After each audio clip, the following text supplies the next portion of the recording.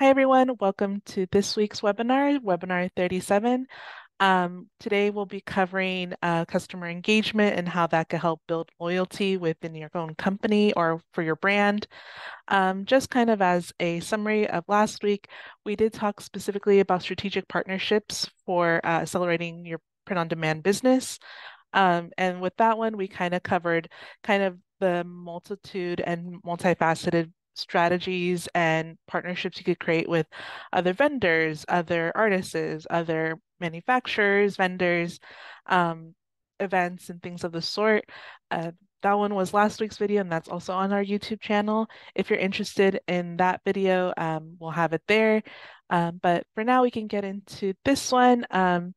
Just kind of as a preface, when it comes to customer loyalty and customer engagement, for building loyalty specifically, I think for a lot of print-on-demand art sellers, the impression I get from most people is like, I might get a couple sales out of each customer. The first one might be they'll buy something for themselves or for a gift, and then the next time it will either be for themselves or for a gift. But they tend to see 1 to 2 purchases per customer. And I kind of want to demystify that or kind of not argue against that, but more so shed light on that the possibilities of having a loyal following or loyal clientele is very feasible, even if you sell art prints or home decor items. You can have repeat customers, and that's very possible for you and your store. I think when we'll go over the presentation today, I'll cover some topics on how to keep your customers engaged. And overall, we just want to kind of expand on how you can better improve um, building better connections with your customers, because ultimately, you want your customers to look forward and have a good, positive perception of your company. And I think the first thing is to be very well aware of what your customers are saying to you and about you. And additionally, I think that another important facet of customer engagement is engaging with all kinds of feedback, the good, the bad, and the ugly. And so even with negative reviews and negative feedback or things that, don't look so well, say you get a low rating from someone who didn't have a great, time on your website, uh, those shouldn't be seen as, the worst thing in the world. Rather, it could be opportunities for you to kind of show that you know how to service your clients, even with difficult conversations or feedback. And as much as people do have like this need to want to be perfect all the time, when you do figure out that there are mistakes or things that you can improve on, it kind of shows to the client that if you fix those solutions and you find solutions, sorry, for those problems and you're communicative and you acknowledge it, then it could turn what was once a negative review into a person who then sees that you're making efforts for redeeming your company and finding a solution and make them into a long-term customer. So just note that we'll be covering some of those points. And as we go along, I want to keep it in your mind that um, there are many ways to keep customers loyal, despite even if you consider your product to be a one-time purchase. But yeah, let's get into it. Let me go ahead and share my screen real quick. Trying to kind of just to preface this, when it comes to people and understanding like the importance of engagement, I kind of wanted to provide some stats and kind of some things for you and for you to know in terms of like how things kind of parallel each other in terms of success and also engagement with your customers. So one of the first thing I did some research on this specifically just so I could also offer you guys some more information on this. But when it comes to how engage customers or I would say efforts towards engaging your customers a lot better, how that reflects on your business overall. Um, and this is provided by Forbes. So if you ever want to look more into this, there's a Forbes article all about this. One of the things that was noted is that 38% of sale revenue increases when companies make improvements on their customer engagement. And again, we'll talk about how you can improve your customer engagement, but I kind of want to show you the results and those efforts being made and how that reflects on your business. Um, and I say correlates here, but I think a more factual way of saying it is that there are parallels and noticeable coinciding increases, I would say. So not necessarily that because of customer engagement, you get better upsell. But what is noticed is that when people do improve on customer engagement, it correlates with the fact that they also receive better upsell revenue and even cross-sell revenue. And just kind of as a reminder for upsell and cross-sell, I know we talked about this in previous webinars, but as a refresher, upselling is kind of when you add items or add small additions to what is one product. So say you offer framed or unframed canvases. The framed canvas would be the upsell. Additional hardware that has an extra add-on or extra cost, that's considered an upsell. Maybe including things like personalizations or customizations or additional, add-ons to the product. Those are all considered upsell. Whereas cross-sell is when you're trying to also provide a different product entirely and encourage the buyer or the customer to include that into their order as well. So this can be like someone selling an art print, but also encouraging the customer by adding on a sticker set or adding on a mug set. So it'll be a different product overall, and it would be something that isn't necessarily in addition to your product and, kind of making it more expensive, but it's just another product entirely. But even then, with the efforts towards customer engagement and efforts to improve upon that, a lot of companies do notice that reflect in their profits and reflect in one, larger orders and better CLV, which as we see down below, it's customer lifetime value. Um, and overall, just building good connections with your customers, you're going to then in turn have repeat customers. If you already build a good rapport with them, it's going to reflect in them coming back and wanting to purchase more from you. And this is just kind of in general, just for you to have visuals on what it means and the impact of engagement. I feel like, for some people, it might not be at the forefront of their mind when they're looking at how they could improve their businesses in terms of profits and in terms of how to better increase revenue. But just kind of showing this, you might have a lot of opportunity for expansion and growth. Profit-wise, if you also increase your efforts on helping out your customers, providing them assistance, and just overall making their experience with your website a lot more them focused. And then I guess kind of going into strategies to make your customer feel engaged and feel your customer feel like they're cared about. I want to go over some particularly 3 points that I think are very important, are very much in time with what is going on right now and what has been working for people in the business at this moment. And the first one I would say is one of the more up and coming noticeable ones is product recommendations. And this kind of all ties in with having apps and having extra tools, if you will, that help track your customers' information or track your customers' behavior rather on your website while they're visiting it. And I know that that might seem kind of, overstepping boundaries, or it might seem very I would say for some people, they're not used to that kind of surveillance when people are browsing their website. However, think about it this way. The way that the artificial intelligence works is that when they're seeing a customer buy something in particular that say the color purple, then they in turn can, kind of trigger off like, okay, well, we have metadata of other product listings that are purple. Maybe it includes floral aspects, in which case then they'll look for other products with metadata that has floral. So it's more so improving an algorithm and artificial intelligence kind of looking at what your customer is doing and looking at what your customer is clicking on, as opposed to it being intrusive. And so keeping this in mind, the idea is that you're bringing what your customer is looking for at the forefront of their purchasing experience. Because the last thing you want is your customer to go in with an expectation of what they would want to find at your store, but not finding it. And with product recommendations, that kind of dispels that and helps you kind of put to the forefront, okay, well, these are the products they're most likely going to be leaning towards purchasing. If they're looking in the search bar for something in particular, this is where also product recommendations is also very useful as well. And kind of in tandem with that, purchasing behaviors are also important. And this could be, as we've talked before, heat maps are a great option.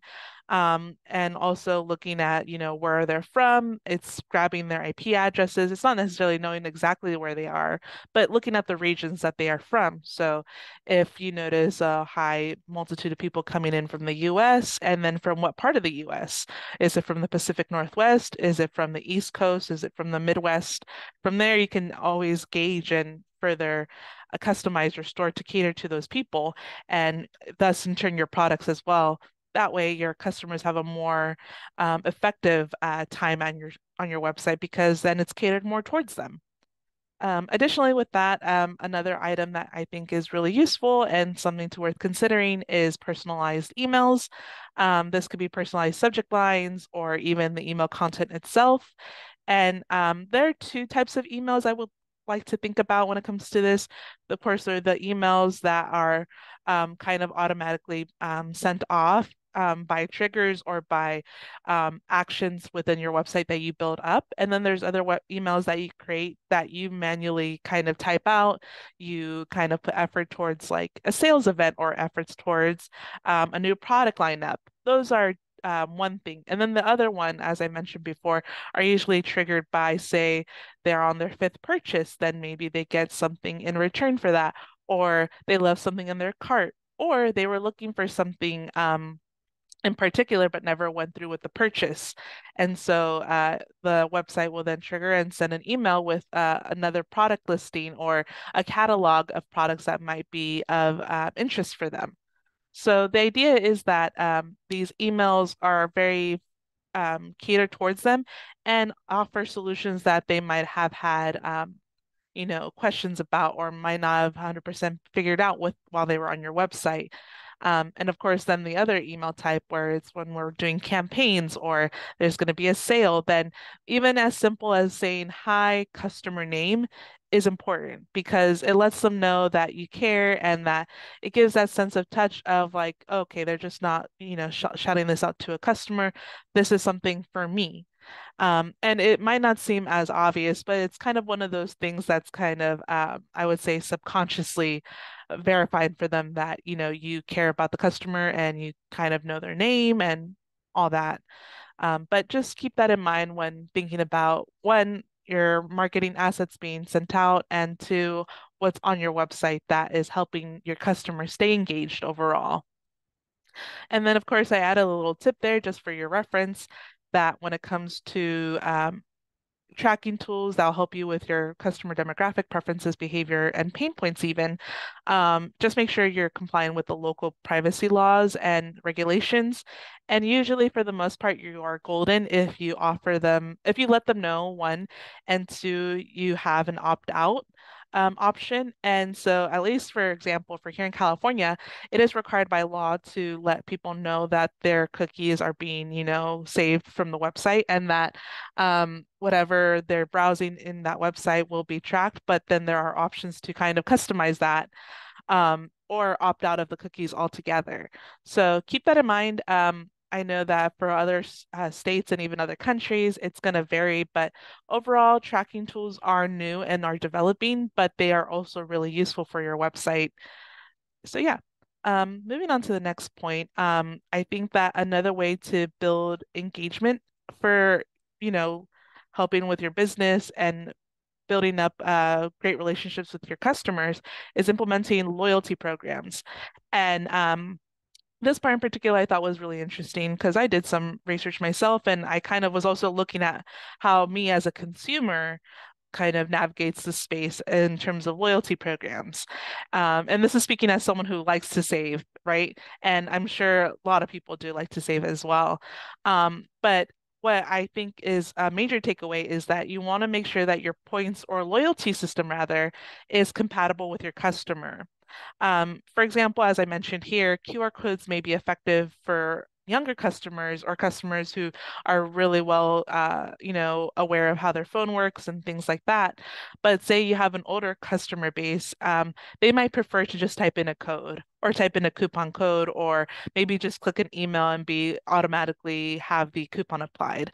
Whereas for younger customers, maybe a QR code will be cool, or maybe even a game, which I'll explain later. But the idea is that you kind of one probably do some research on how your customer is, and usually by checking the demographic, checking what they enjoy purchasing, what are their niches. If you work within a niche hobby, then what is their behavior like? And then from there, you can kind of figure out, okay, well, they're more likely to bode well with a point system, or they're more likely to want to be part of like a exclusive club, if you will, even though that's probably the same mechanisms as a point system, but it's still considered a different branding, if you will, of a loyalty program. And then lastly, I think that something that I've seen a lot of up and coming businesses do, or even nowadays, a lot of businesses are doing this, but they're gamifying their loyalty program. And by gamifying, by that I mean they're kind of making it fun and interactive and making objectives, if you will, for people to then complete. And it kind of builds into the idea of hitting people's serotonin or giving them a sense of satisfaction when they complete something. And so when you implement that into your loyalty program, this can look like creating, for your 10th visit, you'll be considered this type of tier customer, and then you have these exclusive discounts, for you. Or if, let's say you offer a discount for a limited amount of time, maybe figure out how to make it a bit more interactive and make it feel like, if they don't do it now, then they'll miss out on it later. But the idea is to just make a lot of more interactive points in your kind of program as opposed to it just being codes and QR systems. If they could have almost like a map too of like how far along they've gone in their purchases and how close they are to the next step up. Um, See if you ever played an online game, or if you ever played a mobile game and you see the points and the stars and things like that. It's small things that in the end do kind of encourage people to participate in the loyalty program, and thus are more likely to go in and make a purchase. Because if with the purchase they get a product, but they also get benefits with that. And on top of that, they get to have a cool interactive moment with your products or your game or your loyalty program rather. Then again, it just builds that idea of let me have fun with this and let me purchase from this person as well. And then kind of moving away from the kind of the loyalty programs, I think that in of itself we could go back on it, but that one was kind of a good starter for you to think about. Another thing I see a lot of people feel like, you know, is what's the word? I feel like a lot of folks I talk to in the day to day, they see customer feedback and they think that the end goal is just to email them back and hear them out. And yes, that is, I would say, the starting point for how you're going to look at customer feedback, whether that's reviews, comments, ratings, and things of the sort.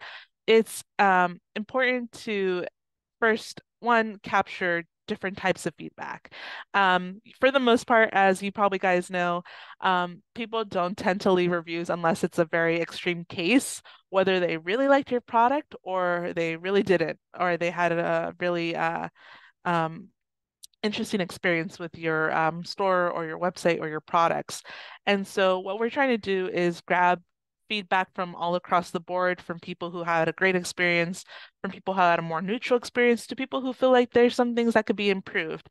And so when it comes to gathering data, this tends to be a pain point for a lot of people, to which, I think that there's nothing wrong with creating incentives and creating multiple areas in which you can offer places to give reviews. So, for some people, it might seem excessive if you do much more than offer a review submission at the end of their order, but feel free to include, rating systems on your products, a rating system on your customer service channel. Feel free to then create a quick 1 to 5 star click on at the end of a purchase, even if it doesn't require their email or doesn't have anything further than that. It's small little things that you can do through the purchasing kind of journey that a customer goes through that can then ask for their feedback. And while I think that it's not always going to be the most efficient or the most successful, you're not going to have every customer going back and offering feedback, right? But if you offer multiple points where they can offer feedback, then you're going to be able to grab more as a result in general. So I know for some people, they have a couple, or if not at just one area for feedback. My suggestion, offer different types and multiple types. And even then, you could also do A/B testing and see which one is the most effective one. If you see that people are tending to opt for star ratings over comment reviews, or if you notice that they tend to leave reviews on the product page as opposed to the customer service page, then feel free to then focus on that primarily. And that's particularly fine. Don't be afraid to then also take feedback from your social media accounts and also Google if you have a Google business web account. And then when it comes to social media, even if it's just a comment saying, wow, you guys are great, or I didn't get, this handled properly, or I love your product, but X, Y, and Z, those are just as important as the feedback you receive on your website.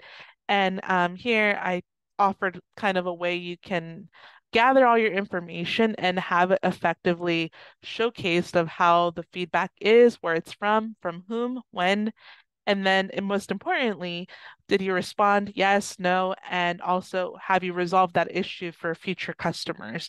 So if, for example, if it's a bug on your website, or maybe there's a more efficient way to improve your website because you notice, hey, my customer is having difficulty reaching checkout because of a certain obstruction on their way to purchasing, then make sure you follow through with that and fix that problem, because the last thing you want to do is have multiple people offering this feedback and them not seeing the change reflected on the website. And so, of course, with all responses to feedback, make sure that the customer feels heard, um, offer a solution for them, and overall show also the change for them. So even if it's, and then there's of course two types of feedbacks for the most part, right? There's specific feedback about a person's particular order that might not apply to everyone. And then there's also other feedback where it applies to, you know, maybe the process in which they purchased, or maybe something that could apply to other customers. Either way, you want to make sure that the customer's problems have a solution. And my suggestion is turning your feedbacks into actionable strategies is the first step. But the another thing to keep in mind is you want to kind of put it on a very easy to read format for yourself for internal purposes. Um, and I use Excel for the most part for my organization charts and things like that. You might have another program, but the idea is that you can easily see how many uh, people have had feedback. You can even dwindle it down to what type of feedback is it? Is it a positive one? Is it a one for your website? Is it a one for your products? Maybe for shipping and handling? And so from there, you can kind of segment them and further figure out then where you need to improve on and what are the pain points for your customer. It's just really important that when your customers come forward with a issue or even a compliment, that they feel acknowledged and that they feel like if there was a problem, then that problem is resolved and that you've heard them, and that because of their input that you have improved as a business, and then their hopefully purchase experience has improved as a result as well. But yeah, I think that when it comes to customer feedback, the good, the bad, and the ugly are all very useful and something you can definitely turn into for not just the betterment of yourself, but also shows to customers that even with negative feedback, you're receptive to it. Because the last thing you want to do is have a customer feedback that's negative just staying there and people see that that negative review has not been addressed. So keep that in mind moving forward with customer engagement. And then lastly, when we're talking about how we can kind of talk to the community and talk to the customers you do have, um, try to not only rely on yourself as the only person who offers, methods of communication and connection. It's great when customers talk to each other and kind of are able to see each other's content, if you will, about your brand, because it then reaffirms to them that, okay, well, it's not just this person selling something to me, but I'm also part of a community and I'm part of something that is much more than just products. And one of the things that you can definitely do is create forums, blogs, encourage people to post photos. Another example would be, I know that for a lot of people, they sell home decor and specifically, stuff for the home. And you usually tend to bode well with people who really care about their home decorations and care about what their home looks like. It could be a hobby for them or it could be a passion, whichever. If you encourage them, like, hey, if you decide to post pictures of your home, we could highlight you in the next newsletter with your permission, of course, and talk about how great your living room looks as a result of posting, putting, our picture in your living room and all tying and matching together and looking really nice. But it just shows to them that you care more about them as a person as opposed to just a customer. And it also reaffirms with other people who kind of, let's say, look into the newsletter, for example, that, they too can be part of something bigger and it's not just them buying something. They too could probably, be featured in the next newsletter or maybe see how other customers are decorating their homes. And so fostering community is a very big approach to doing it. And eventually, once you start the ball rolling with it, then it naturally collects eyes on, what you're doing, and it encourages others to participate, if you will, in making content for your website. And moving into that, user-generated content is a kind of not a new phenomena, but it's something that a lot of businesses are talking about nowadays. How can we get customers to talk about us on social media? As we know, the strongest form of marketing is word of mouth, hearing from a friend or a coworker, hey, this product is really neat. I got it the other day. I highly recommend it. Now imagine that but in front of an audience or in front of your audience, hearing it from someone else that isn't you. Because, you could be as effective as you can with your marketing strategies, but at the end of the day, they kind of know, well, this is their business. Of course, they want to show it in the best of light. But there's nothing more reaffirming than when someone else comes in and kind of talks about your product with no incentive, but they just want to say that they've had a great experience and they're excited to show the product. Then to them, that shows genuineness and it shows to them that, okay, well, it's not just the business owner talking about how great their product is, it's someone else as well. And this can be someone who might just be a fan of your artwork. This can even be an influencer. Either way, you want to kind of encourage that type of content from your customers. And this can be things like what I've seen in the past for other websites is, offering points for people who post pictures of their products when they do a review, showing, leave if you leave a review, you get a discount or you participate in a exclusive sale, for example. That's just kind of one example of many where you can encourage users to generate content for you. Additionally, a lot of people just really enjoy being acknowledged for their efforts. And if, say, you have a sizable amount of followers on your social media, if you share one person's image or one person's experience with your store to the masses, and to them, they feel that affirmation of like, oh, they care and they want to share it with the rest of the people. And that kind of encourages others to want to then participate in posting their content as well. So you'd be surprised at how people just really enjoy affirmation and being shared when it comes to their own stuff, that sometimes you don't even need to offer rewards to incentivize people to start posting about your stuff. Even if you just acknowledge them and share their content with your audience and let them know, like, hey, I really appreciate that you posted this picture of my artwork. It's really cool that, it looks like this in your home, and I'm glad to, be a part of, your home's decorations. Um, Even something as simple as that type of acknowledgement could encourage others to want to purchase from you as well. Um, and then, of course, when it comes to collaboration of influencers, there's two ways that, you can go about this. One, if an influencer is already talking about you, which if you don't know, creating content for a lot of influencers is really a big part of their job. And oftentimes that also leads to them creating reviews for other products and other companies. And so even if it's not sponsored, they'll review a restaurant or they'll review an online store or maybe clothing. I'm pretty sure you've seen people who just do it even if they're not sponsored. If you notice people talking about your brand already who have a following, it's great to then kind of pursue that relationship with them in terms of like, how can we keep developing this conversation between you and this company? Do you really enjoy my products? If so, let me send you a package deal of other stuff, and then you could talk about it, and that creates more views for you. And if you have any ideas about your brand of my brand, then how can we develop this into a long-term gig?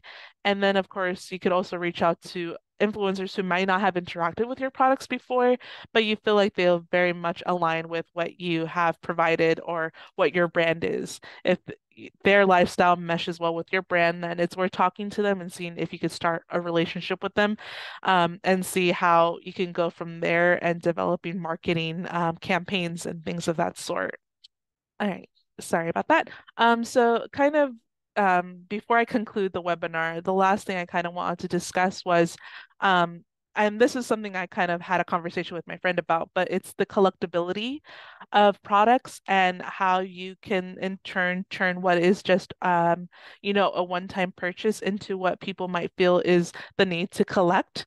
And you may have seen this in your own life, maybe in your own hobbies, or you might see it with friends. But if you ever notice people collect figurines, collect albums, vinyls, even something as simple as the current Target trend, which is collecting the birds that are seasonal. So if you ever been to Target and you know that during the holidays or during the off seasons even, they have these birds that are dressed up in different outfits. They have different colorations.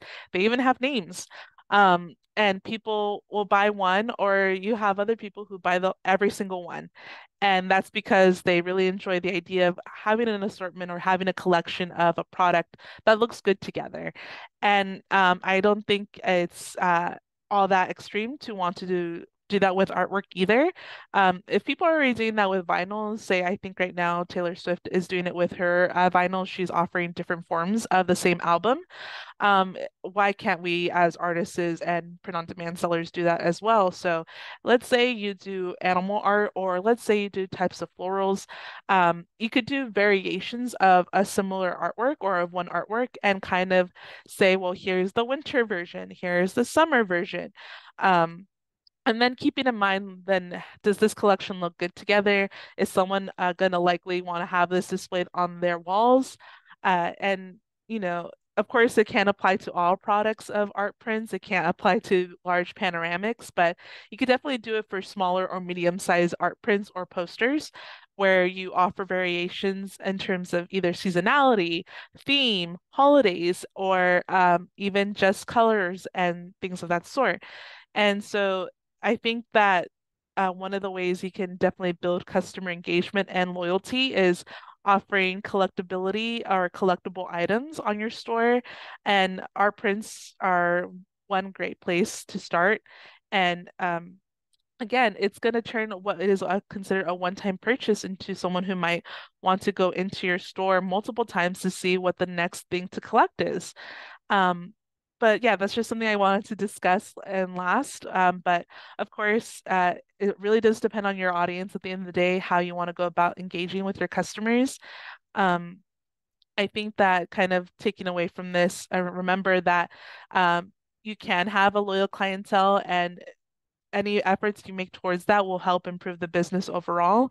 And the idea is that you have a customer who's already interested and who already made a first purchase, which means that they appreciate your artwork and they want to have it displayed on their walls. So how can we encourage them to then come back again and maybe find something that they'll fall in love with as well, time and time again? And so keep this in mind. Repeat customers are probably one of your strongest type of clientele you'll have. Occasionally we'll have a customer who makes a big order, but if that's the only order they make, then the value could only go so much as opposed to someone who comes in and does regularly purchase from your store. Even if that's once a year or twice a year, it's still something and still worth looking into it because now your efforts in terms of marketing and efforts towards acquiring customers or customer acquisition is, you know, more efficient because now one customer that has been acquired who does multiple purchases is now worth a lot more compared to a customer that just made one purchase and left. But yeah, let me know if you have any questions on this topic. I thought that overall this was kind of an interesting thing to delve into. And yeah, I know that next week we're not having a webinar.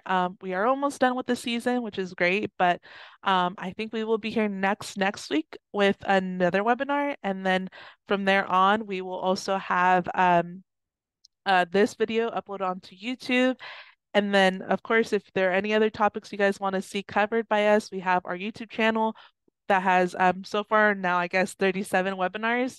And a lot of them are with revolving around LumaPrints products, and others are revolving around business improvement strategies. And so, if any of this is of interest of you, go check us out there. Um, Let me know if you have any questions. Otherwise, I can conclude this webinar. I do have another meeting soon, so let me know if you have any questions in the meantime. Oh, okay. So someone asked if there were any emphasis on videos covering SEO. I believe we do have a video covering SEO that might have been in probably my earlier webinars. Um, so you might find actually, I think we cover a couple of webinars have covered SEO. So feel free to check out our YouTube channel and I'll keep in mind to look out for Leandra. If I see you another time, I'll be sure to send them your way, but we do have some webinars that cover that. It is an interesting topic, and I hope that you guys could make use of our webinars from the past. But yeah, for sure, I think we have covered that topic a couple times. It's a great starting point too in marketing and all that. So, um, best of luck, Leandra. Yes, it's could be very overwhelming. If you like data, fantastic. If you don't, it can be a bit of a challenge, but let me reassure you that there's a lot of apps and programs that do help with SEO. So thankfully, now with kind of a lot of businesses developing really great AI and developing really good algorithms for metadata, it's a lot easier these days than how it was like 5 years ago. So rest assured, SEO is a lot more manageable these days. And even as an artist, if you just want to focus on the art stuff, SEO apps have done a lot to help out artists is to just focus on the art stuff while they focus on making sure that it hits the Google and other algorithms needed for your products. But nevertheless, thank you for letting me know, Leandra. It's great to hear what people are interested in learning about. But if that is all, I will conclude the webinar here. Thank you guys for coming, and I greatly appreciate you guys attending this webinar, and I'll see you guys next time. Bye-bye.